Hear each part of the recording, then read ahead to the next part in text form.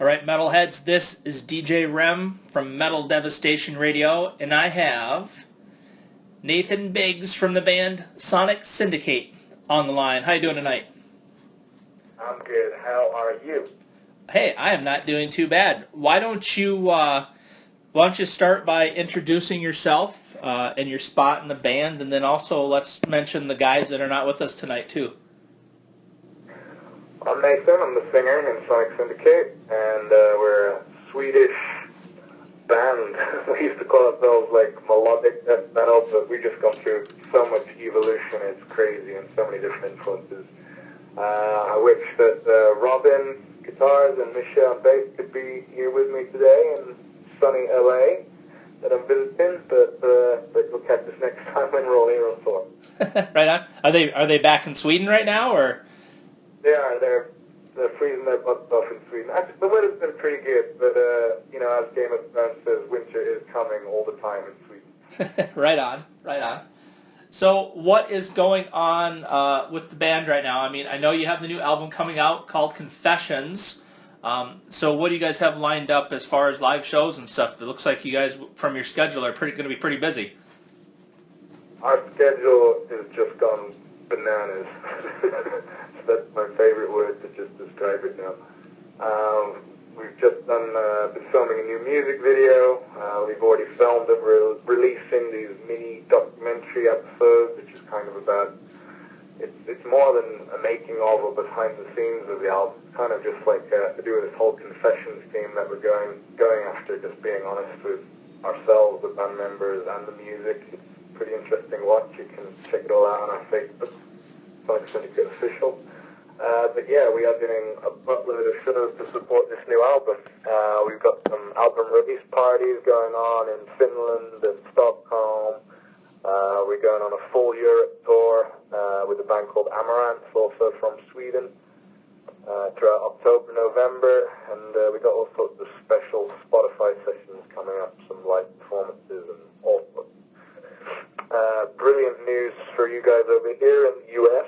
For the first time ever, we've got some awesome distribution here in the U.S., which means that you will be able to pick up our CD in like the good CD stores, good album stores, and of course it's being distributed online here through iTunes, Apple Music, Deezer, Spotify, you name it. All right, very, very good. So, one of the things that you kind of mentioned on at the beginning there is, the band is kind of going through an evolution. And I just sat here and listened to the entire new album before you called. And the new album is badass. Obviously, it's not like crazy heavy metal, but I'm a fan of all types of music, so I gave it a listen, and I really enjoy it. So what kind of drove you guys for this evolution and this change in your sound? What was the driving force behind that? I guess the way I like to look at it, in this day and age, bands and fans aren't so different, you know what I mean? Yep. We're music consumers. The days of this huge rock star on a pedestal who doesn't even make eye contact with the crowd when he's playing, those days are kind of over. I think everybody's just enjoying music on exactly the same level, and with digital age, there's no guilty pleasures in music anymore, Yes. It used to be just, if you're a metalhead, you just listen to fucking Slayer and Pantera, and you used to, throw fucking eggs at the emos who listen to My Chemical Romance. Those days are over, and these metalheads, we're listening to pop music, we're listening to fucking Rihanna and Justin Bieber, we're listening to Gorgoroth, people's playlists are insane, and all the related artists that we can listen to these days. And I think more and more bands are just fusing together styles, and not just styles, musical attitudes, and this album's like a true reflection of that. We love everything. We live in Stockholm now, we've got these flavors of house music that we're listening to, we've got our heavy metal roots, we've got some pop hooks in there, and we're also listening to some big rock and roll like U2 and Depeche Mode and all sorts of stuff. Oh man, I love Depeche Mode from back in the day. Hell yeah. Who the hell doesn't? Well, you play in a band and you enjoy that stuff, why not bring it in? Right, exactly. So I guess I want to say props to you guys for having the courage to follow your heart with your music and not let the critics, out there drive that. I mean, I know, I'm sure, just like I have, you've seen, bands when as soon as they change their style a little bit, everybody freaks out and is like, "What the hell is going on?" So it's glad to see you guys following your heart and making the music you want to make and not worrying about all those I'm naysayers. not worried because we stand behind it and we love it. And Yep. it was almost kind of cool to be a hater, at one point. But now it's almost as if, people are actually just standing up for what they want to listen to. So, they're hating on the haters for hating. Exactly. I mean, just today, for example, I listened to old school Cream. Then I listened to, hell was I listening to, some real heavy stuff from Germany, and then I listened to you guys. I mean, I totally get it, and I hope people will start to embrace the fact that, you know what, you can't be stuck in genres. You got to just if you like music and it sounds good to you, that's all that matters. Exactly. Exactly. So, how long has the band been? How long have you guys been around together as a band in total? The band has existed since 2005. I joined the band in 2009. We've had a few different kind of incarnations and evolutions. When you go through these changes stylistically, people, like you said, some people love it, some people hate it, and it's the same with band members. And we've changed lineups along the way, but basically since 2009, the core of it has been me and Robin on the guitar. He's just my best friend in the whole fucking world, and we just have this connection when we're writing music. So we've now just we thought, we just want it to be 100% kind of just trust and no looking back from this point onwards, because we have had member changes in the past. We've found a great friend in our bass player, Misha, who is another brother to us, and we're going out as just like a three-piece with a touring drummer now, so that is Sonic Syndicate as we stand now with this new album.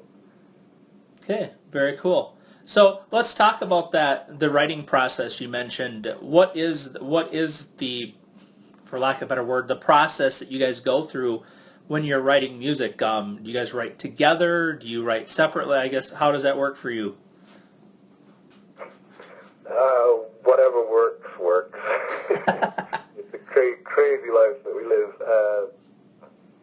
But to put it simply, me and Robin, we usually meet up and we just have done whatever we wanted for this album. In the past, we kind of passed ideas to each other and stuff, and we actually wrote a whole album before this one. And we did all the pre-production, the demos on it, and recorded it in our studio. And it was just 2 weeks before we were about to enter to record this Swedish metal producer. And we had like a solid metal album. And we just stopped and we said, is this what we want to represent? Does this represent us and our tastes and us as people right now?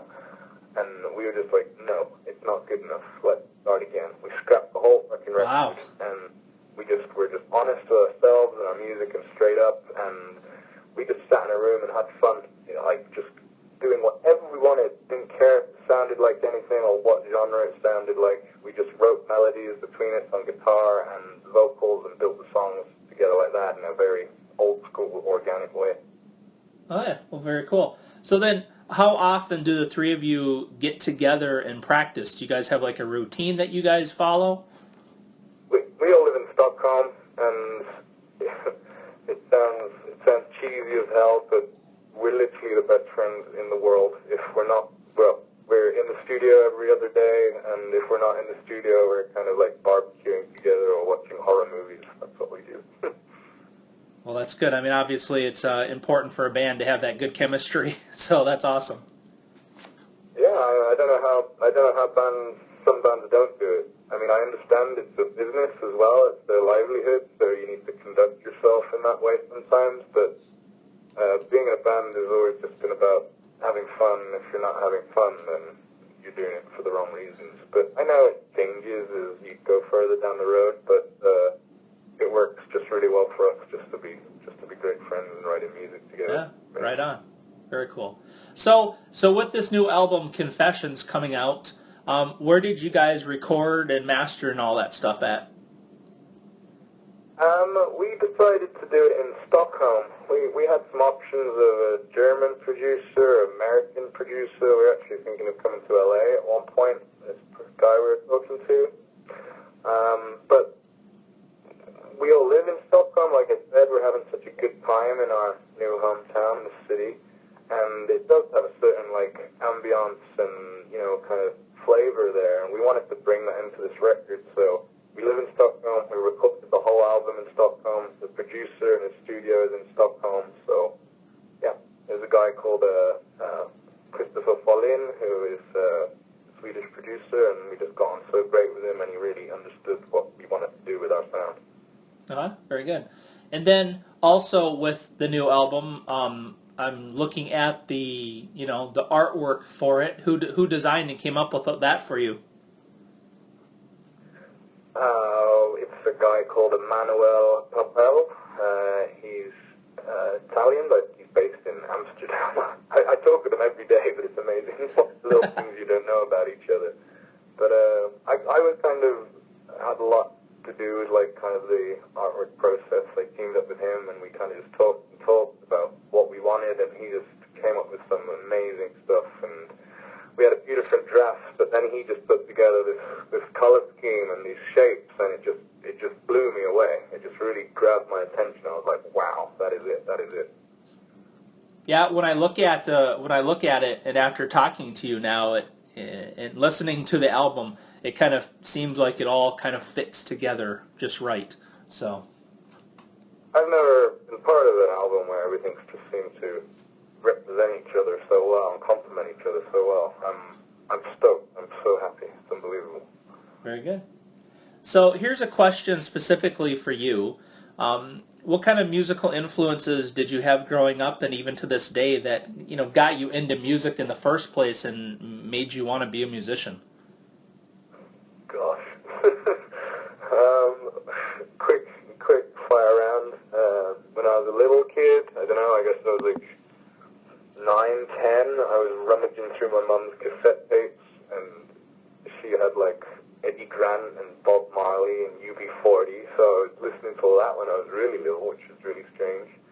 I kind of really stumbled onto rock music. I had like a friend's older brother, and I ended up listening to some music that he had, and it was like Pantera and White Zombie, and I really got into that whole scene with that.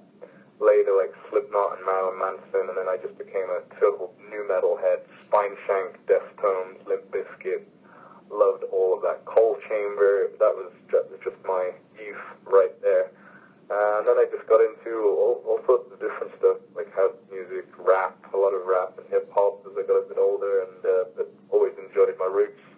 I think I've got 3 Pantera tattoos on my body now. Nice. Yeah, I listen to everything. Paris is one of my new favorite bands at the moment. I think they're amazing. Okay, and then what about the other members? Any influences on them that you know about that you can throw out there for us? What are you looking for there? What kind of shapes them in their rock, or embarrassing things that they don't want to they want me to tell? Whatever you want to tell, buddy. Robin is the guitarist, is the biggest Alice Cooper fan in the whole fucking world. He's die hard, and a lot of that kind of vein that came around with this Motley Crue, Misfits, all of that as well.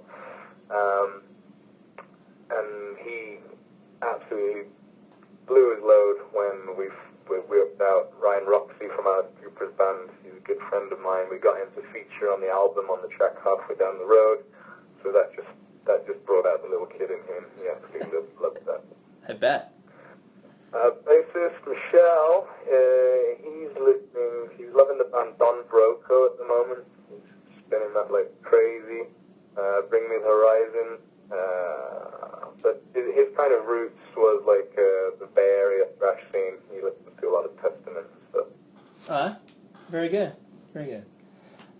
So then, and hopefully you know the answer to this question, having started in the band later, but where'd the name of the band come from? What does Sonic Syndicate mean to everybody that started this?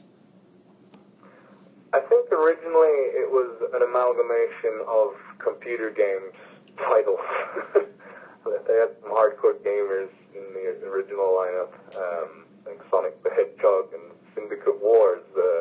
I think, like I said, I joined in 2009, but to me, like it kind of tripped on a bit of a different meaning. You know, if you break the word down, Sonic, that's just like how we hear and how music is translated sonically.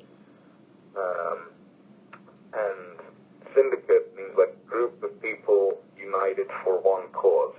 So the way I kind of think about it like a music family when I break it down, and it seems really appropriate right now with this new album more than ever. Okay, very cool. So where can people go to find out more about the band? What social networking, what websites do you guys use that they can find out about this new album and just the band in general? Yeah, we got www.sonicsyndicate.net. It's going to have everything on there. We are literally launching a brand new website any day now, which is going to have loads more content and stuff. But it will forward you to all of our social media. Also, a good big one is obviously Facebook. It's under Sonic Syndicate Official, and we're posting all of our videos, updates, and shows there as well, so get on it. Okay, very good. And then how about merchandise? You have merchandise for sale somewhere?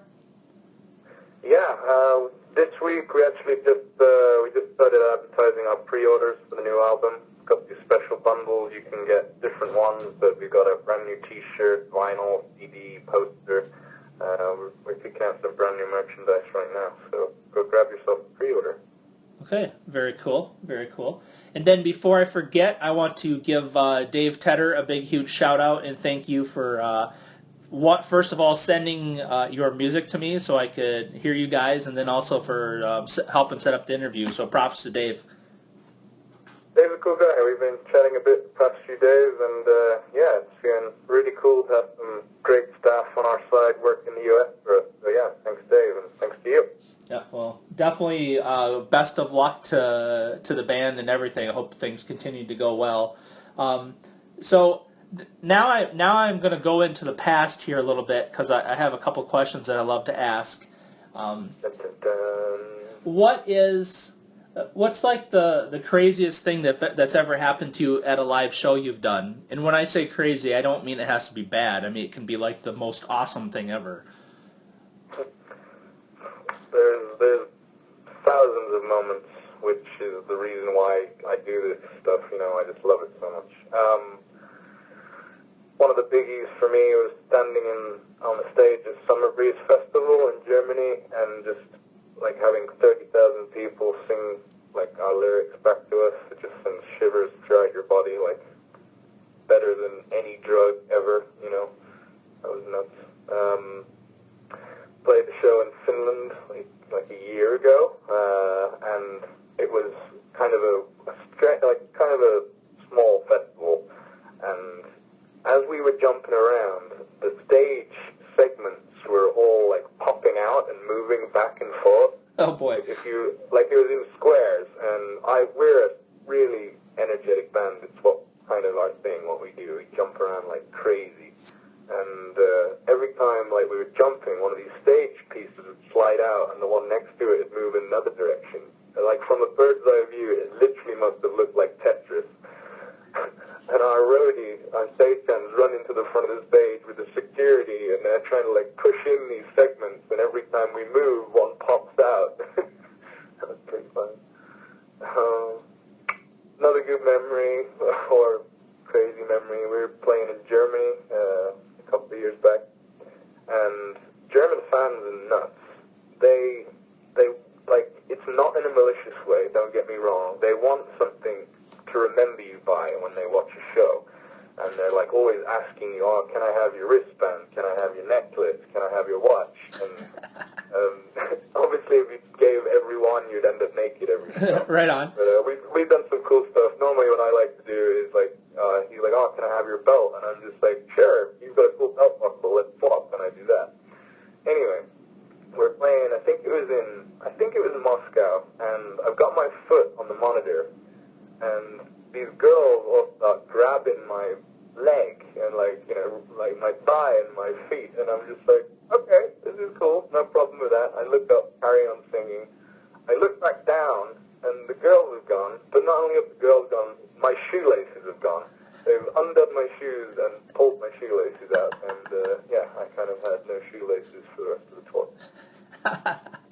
That's funny.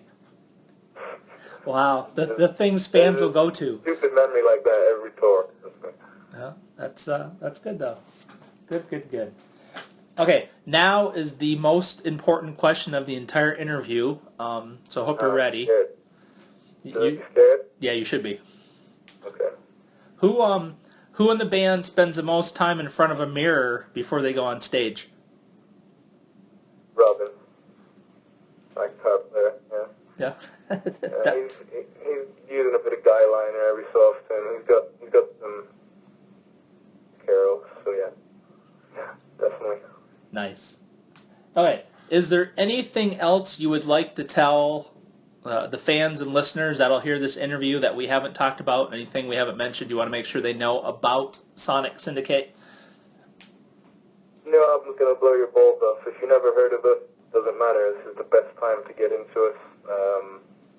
It's just such a diverse album, such an album we're so proud of. What I can say is that for the first time ever, I'll say it again, we've got great distribution this time around with our Death Notes record. Distribution is through Sony Red in the US, and we are going to be pumping it like crazy. So we are going to come and play shows in the US. So anybody that's listening, please drop this request to come to your town on our Facebook, Sonic Syndicate Official. Where are you based? So I personally, I'm in the state of Michigan. You're in Michigan, right? So if you guys make it to Michigan, I'll be on the lookout. You send me a note, and I'll come find you. Dude, keep in touch with Dave. Give him, I presume he's got all your details. When you come to Michigan, just get in touch with us, and you're coming backstage, and we're going to party hard, okay? I'm totally down for that, for sure. Yep. That's cool. Yep, very good. Okay. So yeah, big hi to all your listeners, and thanks for this. Yeah. For being here in the States already. Yeah, you're welcome. Thank you for taking time out of your day out there in beautiful California to talk to me. I appreciate it a ton. And No just so you know, this will be up on my YouTube channel, and I will be sending it to Dave, and I'll send it to the band as well, so you guys can share it out there to the world. And Perfect. I wish you guys the best of luck with the new album when it drops. And yeah, I'll be keeping an eye on you guys, and yeah, hopefully we'll get to hook up in Michigan. I believe we will. Okay. And then also, tell the rest of the band I said hello. Horns high to them, and we'll be in touch. All right, we will. Okay, take care. Rock on, you too. Yep, bye. All right, metalheads, that was Nathan Biggs from the band Sonic Syndicate, and these guys, they are badass. And yeah, that interview, as far as I'm concerned, was badass. I think he was amazing. And yeah, thank you for taking time out of your day to tune in and listen to this interview. And of course, there will be many, many more to come from DJ REM, Crushed Beyond Dust, only on MetalDevastationRadio.com.